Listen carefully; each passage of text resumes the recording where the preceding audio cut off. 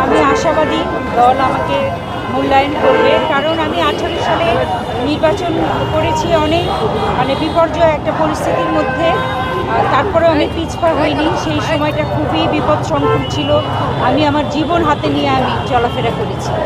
আর তারপর থেকে আপনারা জানেন যে 13 সালে আমি বিএনপিতে যোগদান করার পর থেকেই কিন্তু আমার ক্যারিয়ারটা একদম নষ্ট করে দিয়েছে তারা। আমি অবরুদ্ধ ছিলাম, বলা যায় একরকম বন্দী ছিলাম। আমি আমার দেশের মাটিতে দীর্ঘদিন আমি গান গাইতে পারিনি।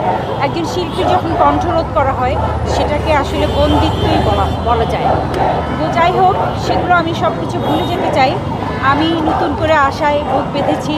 আমি সারা জীবন আমার দেশের মানুষের জন্য, সামাজিক সমস্ত বৈষম্যর জন্য, অসহায় মানুষের জন্য এবং সুবিধাবঞ্চিত শিশু, বৃদ্ধ, অসহায় বৃদ্ধদের জন্য আমি কাজ করে গেছি।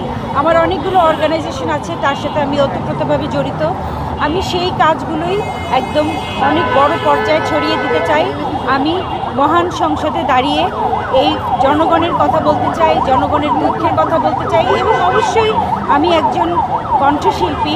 সেই জায়গা থেকে আমাদের শিল্পীদেরও যে যত রকম সুবিধা অসুবিধা আছে সেগুলো নিয়েও কথা বলতে চাই। এক কথায় বলতে গেলে মানব সেবা, সৎ এবং নিষ্ঠাবান থেকে মানব সেবা করাই আমার একমাত্র উদ্দেশ্য। অবশ্যই আমি শিল্পী হয়ে আমার যে চেষ্টা থাকবে যে আমাদের দেশের সাংস্কৃতিক অঙ্গনটা খুব সুশৃঙ্খলভাবে আবার নতুন করে গড়ে উঠুক, নতুন উদ্যমে গড়ে উঠুক। আমাদের শহীদ প্রেসিডেন্ট জিয়াউর রহমান যেভাবে আমাদের সংস্কৃতি অঙ্গনকে সামনের দিকে এগিয়ে যাওয়ার জন্য উনি সৃষ্টি করেছিলেন নতুন করে, তো আমি কিন্তু সেই নতুন করে একজন প্রতিযোগী এবং পুরস্কারপ্রাপ্ত প্রতিযোগী।